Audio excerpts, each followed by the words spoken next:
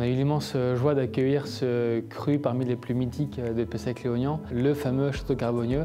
Donc Carbonieux, c'est une des propriétés les plus anciennes de la région des Graves et donc de cette appellation communale Pessac-Léognan, classée dans les 2 couleurs. Ce sont les moines qui ont créé la propriété, qui l'ont développée, qui l'ont amenée pratiquement à ce niveau. Qu'aujourd'hui, à l'hôtel de Crillon, on a vécu une journée très particulière parce qu'on a participé donc à l'élaboration des plats en cuisine. Pour créer un plat issu d'un vin, on va observer plusieurs choses. La gamme aromatique, le socle, acide alcool. Les quantifier, les mesurer pour à chaque fois se calquer dessus. Et donc bien sûr pour le vin rouge, on rajoute le curseur tanin. Donc le premier plat, mijoté de coquillages au jus de cresson, réfort et gnocchi de pommes de terre au parmesan. On fait une base de soupe de cresson dans laquelle on incorpore 7 purées de cresson très vertes. On va lier tous les coquillages à l'intérieur, ajouter un petit peu de beurre et à la fin on met un petit peu de réfort pour apporter de la vivacité. C'est un vrai dialogue entre la salinité, la persistance, la sapidité de Carbonieux blanc 2019 et cette touche quand même salée de coquillage, un bel écho marin remarquable. Pour ce qui est du vin rouge, on a voulu rendre hommage à ce vin. On garde beaucoup de fraîcheur, beaucoup d'éclat dans ce vin rouge.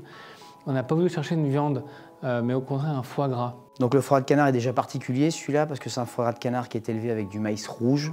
C'est un vieux maïs oublié mais qui permet d'avoir une couleur du foie gras qui est très couleur or. On a marié ça avec une betterave fumée qui a rappelé un petit peu l'élevage en barrique. Et on apporte également de la vivacité avec de la betterave qui est crue, servie et marinée avec du jus de betterave et de l'huile de noix pour apporter de la rondeur. Et puis après sur le dessus on a râpé un petit peu de truffe noire afin d'apporter un petit peu de terreux à tout ce plat. Pour le dessert, donc un dessert à base d'agrumes, dessert remarquable d'ailleurs. Donc nous avons choisi un vin blanc sec, le Carbonieux, blanc 2014, donc un peu plus évolué.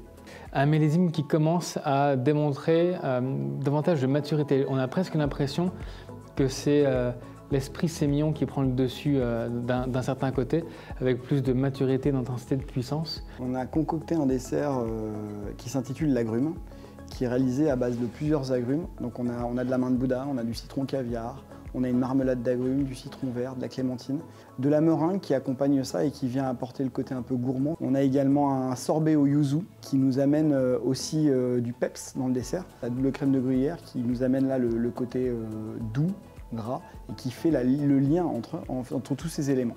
Finir un repas sur un dessert d'agrumes rafraîchissant avec la fraîcheur de Carbonieux dans son évolution, c'est prodigieux.